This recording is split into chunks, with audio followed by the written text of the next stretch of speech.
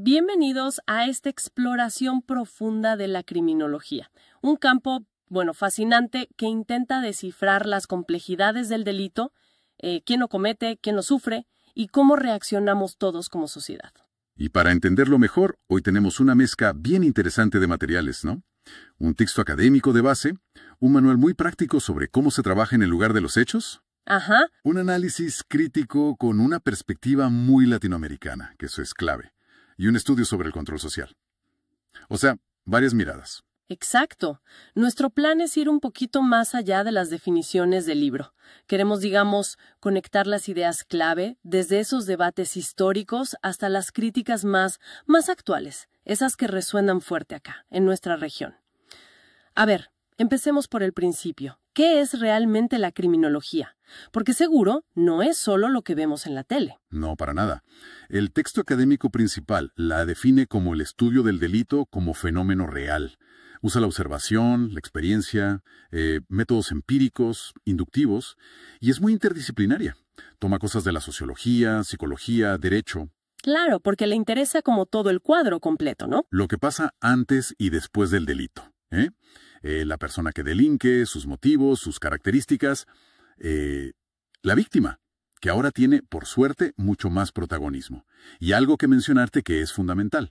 El control social. Eso es. Las formas en que la sociedad intenta, manejar el crimen, responder a él. Y ahí el texto académico marca una diferencia importante con el derecho penal. ¿Verdad? Fundamental. El derecho penal, según esta fuente, se mueve más en lo abstracto, en la norma escrita, ¿viste? Su pregunta es, ¿qué dice la ley? Piensa en esa definición clásica de Carrara, que citan el delito como infracción de la ley del Estado. Es, formal, deductivo. El derecho penal nos dice que es ilegal, que rompe la norma. Y la criminalística, porque a veces se confunden mucho sus términos. Buena pregunta. La criminalística, según ese mismo texto y el manual práctico, es la ciencia del cómo. Se pregunta cómo pasó, cuándo, dónde, quién cometió el hecho. Es la aplicación directa de ciencias forenses. Balística, medicina legal, todo eso. Exacto. Química, antropología forense. Todo aplicado en la escena del crimen, o lugar de los hechos, como dice el manual, para descubrir la verdad material. Ese manual es de hecho una guía súper detallada de esos pasos prácticos. Entendido. Entonces, simplificando mucho, criminología sería el porqué del delito, sí, el estudio del fenómeno. Derecho penal, el qué es legal o ilegal. La norma, sí. Y criminalística, el cómo se investiga científicamente. Ahora, la forma de entender ese porqué, ese fenómeno, ha cambiado muchísimo con el tiempo, ¿cierto? Las fuentes nos llevan por un viaje histórico interesante. Absolutamente. El texto base menciona prácticas antiguas como la venganza de sangre, la ley del talión, muy ligadas a la ofensa al grupo, o incluso a lo divino, como en la ley hebraica. Pero un punto de quiebre, un cambio fuerte, llega con la Ilustración, allá por el siglo XVIII. Ahí es donde la cosa se pone, más reconocible para nosotros, ¿no? La escuela clásica, nombres como Beccaria, con su famoso libro De los delitos y de las penas. ¿Cuál fue su gran aporte? Principalmente intentar racionalizar el castigo. Trajeron ideas que hoy nos parecen obvias, pero eran revolucionarias. Que la ley debe ser clara, escrita y previa al acto, el principio de legalidad. Que no te puedan castigar por algo que no era delito cuando lo hiciste. Exacto. Y que la pena debe ser proporcional al daño, y sobre todo útil. Útil para disuadir a otros, no solo un acto de venganza ciega. Veían el delito como un ente jurídico, lo llamaba Carrara. Una elección racional de alguien con libre albedrío que decidía romper la norma. El foco estaba en el acto en sí, no tanto en quién lo cometía. Pero esa idea del libre albedrío absoluto, de la elección totalmente racional, no duró para siempre. A finales del siglo XIX aparece la escuela positiva y le da una vuelta de tuerca completa. Lombroso, Ferri, Garófalo. Los tres evangelistas les dicen. Exacto. Fue una revolución tanto en método como en concepto. Pasaron del análisis abstracto de la ley al estudio empírico científico, o lo que ellos consideraban científico, del delincuente. Su postulado central era el determinismo. O sea, la idea de que el delito no es una elección tan libre. Claro, sino el resultado de factores biológicos, psicológicos, sociales, que escapan, en parte o totalmente, al control del individuo. ¿Ya no era una simple elección racional? Entonces, pasamos del foco en el acto al foco en el actor. La famosa frase, no existe el delito sino el delincuente, viene de ahí, ¿no? Precisamente. Para ellos el delincuente era distinto del no delincuente, a veces visto casi como, una categoría antropológica diferente, como en la idea del criminal nato del Lombroso, con sus famosos estigmas físicos. Una idea muy polémica, claro. Muy polémica y muy criticada después. Definitivamente. Y si el delito es determinado, si no es una elección libre, entonces la pena ya no podía ser solo un castigo por una mala decisión. Tenía que tener otro fin. ¿Y cuál era ese fin para ellos? La veían como una medida de defensa social. El objetivo era proteger a la sociedad de ese individuo considerado peligroso o con temibilidad, como decían. La pena se adaptaba a esa peligrosidad percibida, no necesariamente a la gravedad del delito en sí. Fue un cambio de paradigma tremendo. Claro, un enfoque centrado más en predecir y neutralizar el riesgo que en retribuir el daño. El texto base menciona que después hubo intentos de mediar entre estas dos visiones tan opuestas, las llamadas escuelas eclécticas. Sí, intentaron conciliar, buscaron integrar elementos de ambas escuelas. Por ejemplo, reconocer que, sí, el delito tiene una dimensión legal, pero también es un fenómeno social complejo, y que la respuesta del Estado debe considerar tanto la justicia, la retribución, como la defensa social, quizás diferenciando según el tipo de delincuente. Un intento de síntesis, digamos. Entonces, si aceptamos, aunque sea en parte, que el delito no es solo una elección 100% libre, ¿qué tipo de determinantes o factores causales exploran las fuentes? Mencionaste lo biológico con Lombroso. Sí, el enfoque biológico fue muy influyente al principio. La idea del criminal nato del Lombroso, basada en supuestos rasgos físicos atávicos, como si fueran un retroceso evolutivo, fue muy debatida. El texto señala cómo estudios posteriores, como el de Göring, usando estadística, cuestionaron fuerte si existía realmente un tipo físico criminal. Aunque la idea no murió del todo, ¿no? Hubo otros intentos. Sí, hubo intentos de revivirla parcialmente o de buscar otras explicaciones biológicas. Se exploraron tipologías basadas en el físico, como las de Sheldon, o se metieron con la genética. Ahí entran los estudios de gemelos, las anomalías cromosómicas como el famoso caso del XXY, aunque el texto aclara, y es importante, que la relación directa entre genética y crimen es súper compleja y para nada concluyente, ¿cierto? Exacto. Son líneas de investigación que existen o existieron, pero llenas de limitaciones metodológicas y controversias éticas. El determinismo biológico puro, la idea de que naces para ser criminal, está muy desacreditado hoy en día. Claro. Y también se mencionan enfoques psicológicos, ¿verdad? Sí, brevemente. Algunas ideas del psicoanálisis, por ejemplo, sobre el sentimiento de culpabilidad como posible motor del delito, o las teorías del condicionamiento como las de Eysenck, que vinculaban ciertos rasgos de personalidad, como la extraversión o el neuroticismo, con una dificultad para aprender a inhibir conductas antisociales durante la socialización. Interesante. Pero donde parece que hay un desarrollo mucho más amplio y que además conecta con varias de nuestras fuentes, es en el enfoque sociológico. Aquí la pregunta cambia radicalmente. ¿Cómo influye la estructura social, la cultura, la interacción con los demás? Aquí nos metemos de lleno en cómo la sociedad misma puede generar delito y sobre todo cómo responde a él. El estudio sobre el control social y la criminalidad profundiza mucho en esto. Las teorías son variadas, pero podemos agrupar algunas ideas clave. Por ejemplo, está esa idea un poco chocante de que el delito es, en cierto modo, normal. ¿Cómo es eso? Esa es la visión de Émile Durkheim, un clásico de la sociología citado en las fuentes. Él argumentaba que el delito existe en todas las sociedades conocidas y que de hecho cumple una función social. Al castigarlo, la sociedad reafirma sus normas, sus valores compartidos, fortalece la cohesión. O sea, necesitamos el delito para saber qué está bien. Algo así, o al menos la reacción al delito nos ayuda a definir los límites. Durkheim también introdujo el concepto clave de anomia, Una situación donde las normas sociales se debilitan, hay confusión, como en crisis sociales o cambios muy rápidos. Eso, decía, puede aumentar la desviación, la falta de guía. Y esa idea de la anomia la retoma otro autor importante, Merton, pero le da un giro, ¿no? Exacto. Robert Merton, también muy referenciado, conecta la anomia con la tensión que se genera en sociedades como la nuestra, que ponen mucho énfasis en ciertas metas culturales, típicamente el éxito económico, el sueño americano, pero no ofrecen a todos los mismos medios legítimos para alcanzarlas. Claro, si te dicen que tenés que ser exitoso, pero te cierran las puertas. Esa tensión, ese desajuste entre metas y medios, puede llevar a la gente a buscar caminos alternativos, no legítimos, incluida la delincuencia. Es una explicación muy potente de por qué el delito puede concentrarse en ciertos sectores. Tiene mucho sentido. Otra idea fuerte que aparece en las fuentes es que el delito no nace de la nada, sino que se aprende, como cualquier otra cosa. Esa es la teoría de la asociación diferencial de Edwin Sutherland, súper influyente y mencionada en varios textos. Plantea básicamente que el comportamiento criminal se aprende interactuando con otras personas, sobre todo en grupos pequeños, íntimos. No solo las técnicas, como abrir una caja fuerte. No solo eso.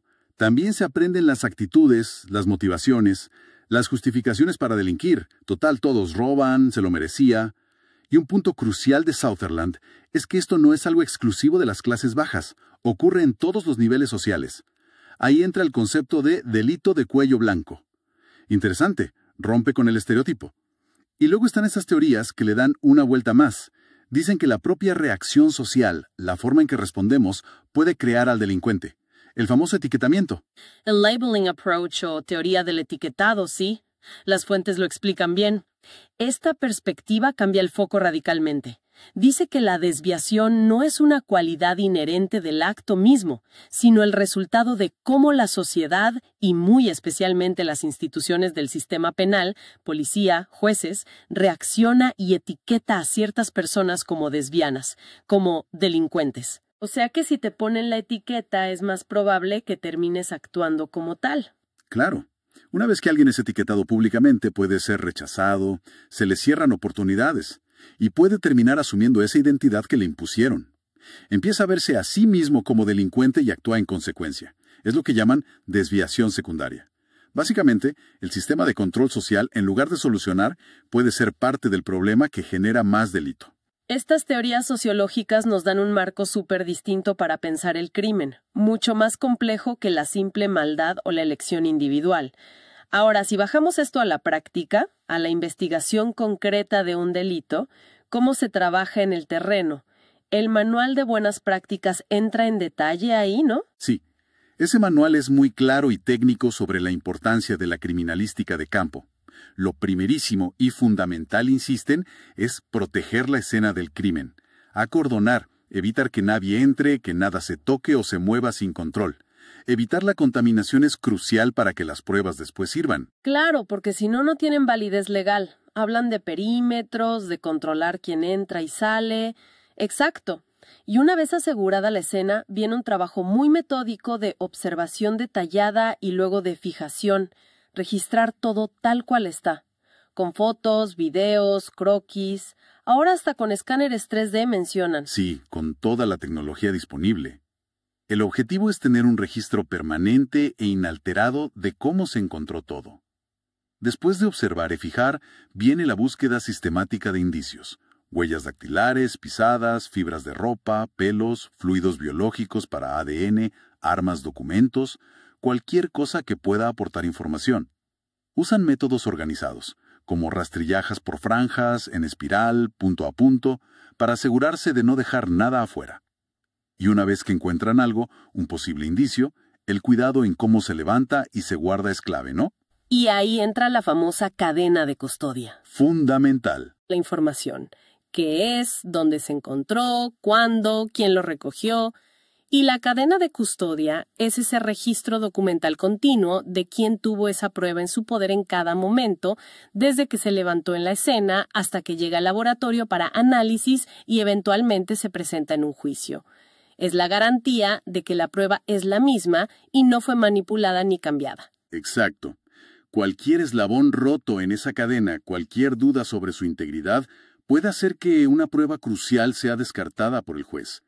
Es un proceso que busca ser riguroso, objetivo, aunque luego, como veremos, las críticas apuntan a si el sistema penal en su conjunto opera realmente con esa objetividad. Claro, más allá de investigar el cómo con la criminalística, la criminología también se mete en cómo respondemos al delito una vez que se cometió, y quizás se identificó a un responsable. Ahí entran la penología, la política criminal. Así es, la penología es el estudio de las penas, de las sanciones, para qué sirven, cómo se aplican, qué efectos tienen. Y la política criminal, como se menciona en las fuentes, son las estrategias que diseña el Estado para enfrentar el fenómeno criminal. ¿Qué medidas tomar para prevenir, para reprimir, para controlar el delito? Y acá volvemos a un debate central, casi filosófico, que recorre toda la historia. ¿Para qué sirve la pena? ¿Para qué castigamos? Exacto. Las fuentes distinguen básicamente dos grandes grupos de teorías. Por un lado, las teorías absolutas. ¿Absolutas por qué? Porque ven la pena como un fin en sí mismo. La pena se justifica porque se cometió un delito. Es la retribución justa por el mal causado. El famoso ojo por ojo, pero racionalizado. No miran tanto a las consecuencias futuras, sino a la necesidad de restaurar un equilibrio roto por el delito. Y por otro lado están las teorías relativas, que, al contrario, ven la pena como un medio para lograr un fin útil en el futuro. La prevención de nuevos delitos. La pena no es solo para castigar el pasado, sino para evitar daños futuros. Y esa prevención puede ser de dos tipos, ¿no? General y especial. Correcto. Prevención general, dirigida a toda la sociedad. Puede ser negativa, intimidar a la gente para que no delinca por miedo al castigo. O positiva, reforzar la confianza de la gente en que las normas valen y se cumplen. Y la prevención especial, esa se enfoca en la persona que ya delinquió. Busca evitar que esa persona concreta vuelva a cometer delitos, reincidencia. ¿Cómo? Bueno, las ideas varían, neutralizándola, encerrándola, intimidándola para que no se atreva de nuevo, o, y este es el objetivo más declamado pero más difícil, rehabilitándola, resocializándola. Y esto conecta directamente con los niveles de prevención del delito que mencionan las fuentes. Prevención primaria, secundaria, terciaria. Suena un poco a niveles de atención médica. Tiene una lógica parecida, sí. La prevención primaria, explican, ataca las causas profundas del delito antes de que el problema siquiera aparezca. ¿Cómo qué? Como mejorar la educación, crear empleo, reducir la desigualdad, fortalecer a las familias. Son medidas a largo plazo, estructurales, que buscan reducir los factores de riesgo en toda la población. Entiendo. ¿Y la secundaria? La prevención secundaria actúa donde el riesgo ya es alto o el problema empieza a manifestarse. Es más focalizada y reactiva. Por ejemplo, aumentar la presencia policial en zonas con alta criminalidad, instalar cámaras o alarmas, programas específicos para jóvenes en situación de riesgo. Busca intervenir antes de que el delito grave ocurra o justo cuando está ocurriendo. ¿Y la terciaria entonces sería para los que ya pasaron por el sistema penal, los que ya fueron condenados? Correcto. La prevención terciaria busca evitar la reincidencia. Son los programas que se hacen o deberían hacerse en las cárceles o para las personas que salen en libertad, enfocados en la readaptación, la reinserción social y laboral. Pero acá es donde las fuentes más críticas, especialmente Criminología aplicada a .pdf y El control social, ponen el dedo en la llaga, ¿no? Cuestionan seriamente si esto último funciona. Exactamente. Hay un escepticismo muy grande sobre la capacidad real de las cárceles, tal como funcionan en la mayoría de los países, para resocializar. Se preguntan si no son, más bien, como se dice a menudo, universidades del delito, lugares que empeoran a las personas, las desconectan de la sociedad y aumentan las chances de que reincidan. Y eso nos lleva directamente a la mirada más crítica, que es especialmente relevante en nuestro contexto en Latinoamérica y que proponen fuentes como esa de criminología aplicada. Acá el tono de la discusión cambia bastante. Se vuelve más... cuestionador. Sí, acá entramos de lleno en lo que se llama criminología crítica. Este enfoque ya no se conforma con explicar por qué la gente delinque o cómo funciona el sistema. Va más allá. cuestiona al propio sistema penal en su conjunto. Lo ve como un mecanismo de control social que no es neutral para nada. ¿Cómo que no es neutral? Que refleja y, peor aún, reproduce las desigualdades de poder que existen en la sociedad, que selecciona a quién perseguir y a quién no, y que esa selección no es casual. Mencionen ahí algo de las epistemologías del sur. ¿Qué significa eso en palabras simples? Es una idea fuerte, impulsada por pensadores como Boaventura de Sousa Santos. Plantea la necesidad de pensar nuestros problemas, y el crimen es uno enorme, desde nuestra propia realidad latinoamericana, con nuestra historia, nuestras heridas, nuestros contextos sociales y económicos específicos. En lugar de solo importar teorías hechas en Europa o Estados Unidos. Claro, que a veces no encajan del todo con lo que pasa acá. Es valorar el conocimiento, las teorías, las perspectivas generadas desde el sur global, desde nuestra experiencia. Por eso citan a criminólogos latinoamericanos importantes como Zaffaroni, Delmó y otros. Y esta perspectiva crítica pone mucho el foco en la selectividad del sistema penal. Hablan de una doble selectividad. ¿Cómo funciona eso? Sí, es un concepto clave. Primero, hablan de una criminalización primaria. Se refiere a qué conductas eligen los legisladores definir como delito en las leyes. Y la crítica es que esta selección ya refleja intereses de poder. Tiende a castigar más duramente los delitos comunes, los que se ven en la calle y se asocian a la pobreza. Y a ser mucho más benévola o mirar para otro lado con los delitos de los poderosos. Exacto. Los llamados delitos de cuello blanco. La gran corrupción, el lavado de activos, los delitos ambientales graves, la evasión fiscal masiva, los delitos empresariales. A menudo tienen penas menores, son más difíciles de investigar y probar, o directamente no se consideran tan criminales. Esa es la primera selectividad, en la ley. ¿Y la segunda? Es la criminalización secundaria.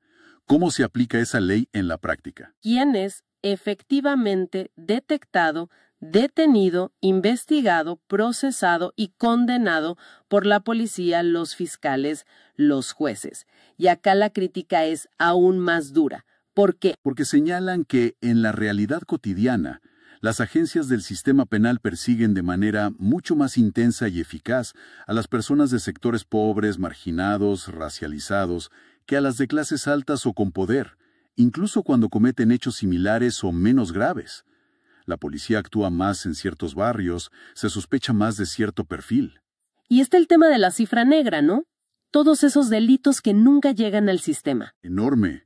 La cantidad de delitos que no se denuncian o que, denunciados, no se investigan nunca, es gigantesca. Y esa cifra negra es especialmente alta para los delitos de cuello blanco y los abusos de poder, mientras que la persecución de la pequeña delincuencia callejera suele ser mucho más visible y saturar el sistema. Hay una impunidad estructural para unos y una sobrecriminalización para otros. La fuente Criminología Aplicada PDF pinta un cuadro latinoamericano muy específico y muy duro, una realidad marcada por una desigualdad social brutal, niveles de violencia altísimos, la presencia del crimen organizado, narco, trata, tráfico de armas, legados de dictaduras que dejaron violencia institucional y cárceles inhumanas. Zaffaroni llega a hablar de un genocidio por goteo, para describir la muerte violenta y selectiva de jóvenes pobres. Es muy fuerte. Lo es. Describe una región donde la vida y la seguridad son bienes muy desigualmente distribuidos, donde la vulnerabilidad social expone a ciertos grupos a una violencia letal constante, tanto de otros actores como a veces del propio Estado, o por su ausencia. Por eso, esta criminología aplicada que proponen insiste tanto en un enfoque centrado en los derechos humanos. ¿Y qué implica eso en la práctica? ¿Qué proponen distinto? Implica varias cosas. Primero, priorizar la prevención social. Atacar las causas estructurales que mencionamos antes, en lugar de confiar solo en la represión policial y penal una vez que el daño está hecho. Segundo, buscar activamente alternativas reales a la prisión. Porque ven la cárcel como un fracaso. En gran medida sí, como un depósito de personas que no soluciona nada y genera más problemas. Proponen pensar en justicia restaurativa, en mediación, en sanciones comunitarias, en despenalizar ciertas conductas. Tercero, pensar la seguridad de una forma más amplia. No solo como seguridad ciudadana, menos robos, sino como seguridad humana, que incluya derecho a la salud, educación, vivienda, trabajo, a una vida digna y libre de miedo. Y critican mucho el populismo punitivo. Esa tendencia de los políticos y los medios a pedir siempre mano dura, penas más largas, bajar la edad de imputabilidad. Exacto. Critican esa respuesta fácil y efectista a la inseguridad ciudadana, que a menudo solo busca rédito político o calmar la alarma social a corto plazo, pero que ignora las causas profundas, viola derechos y tiene costos humanos y sociales altísimos a largo plazo, como el encarcelamiento masivo. La fuente también toca brevemente la perspectiva de género, ¿no? Sí, señala la necesidad de analizar cómo el delito y el sistema penal afectan de manera diferente a hombres y mujeres, y también las críticas que existen dentro del feminismo a un feminismo punitivo, es decir, a confiar excesivamente en el castigo penal como única o principal solución a la violencia de género, sin abordar las raíces culturales y estructurales. Realmente hemos hecho un recorrido súper intenso. Pasamos de las definiciones básicas a cuestionamientos muy profundos del sistema de justicia tal como lo conocemos. Si intentamos como atar los cabos sueltos, resumir este viaje, bueno, vimos que la criminología es muchísimo más que investigar crímenes al estilo CSI. Es un campo de estudio que evolucionó un montón, desde ver el delito como una elección racional allá con los clásicos, a verlo como algo determinado por factores biológicos o sociales con los positivos. Y luego a analizar de forma mucho más compleja cómo la propia sociedad lo produce, cómo interactúa con él y cómo reacciona, a veces de forma problemática, a través del control social, como señalan las teorías sociológicas y críticas. Exploramos también las herramientas prácticas de la criminológica, ese intento de encontrar una verdad objetiva en la escena del crimen, aunque vimos que la objetividad del sistema en general está en duda. Y repasamos los eternos debates sobre para qué castigamos y cómo intentamos o deberíamos intentar prevenir el delito. Pero creo que lo más fuerte que nos dejan las fuentes más recientes, sobre todo las que miran desde Latinoamérica, es esa obligación de adoptar una mirada crítica, de preguntarnos seriamente si el sistema penal es realmente justo, si no opera de manera selectiva, si no termina muchas veces reproduciendo y agravando las mismas desigualdades que dice combatir. Es decir, que entender la criminología al final es entender mucho sobre cómo se organiza el poder en una sociedad, cómo se define qué es normal y qué es desviado, quién tiene el poder de etiquetar y quiénes terminan pagando los costos más altos de esa definición. Las fuentes nos muestran tanto el esfuerzo intelectual por comprender el fenómeno como la urgencia ética de cuestionar las respuestas tradicionales. Exacto. Nos deja con preguntas bastante incómodas, pero absolutamente necesarias, sobre qué entendemos por justicia y qué tan lejos estamos de alcanzarla, especialmente para los más vulnerables. Y quizá una última idea para que nos quedemos pensando, algo que surge directamente de esa crítica final. Si el sistema penal, como sugieren estas fuentes, tiende a ser selectivo, a causar daño y a menudo a perpetuar la injusticia social, ¿qué caminos alternativos podemos siquiera imaginar? O empezar a construir para abordar los conflictos y los daños sociales de formas que realmente busquen reparar, incluir y que vayan más allá del simple y a menudo fallido acto de castigar. Una pregunta abierta, pero fundamental.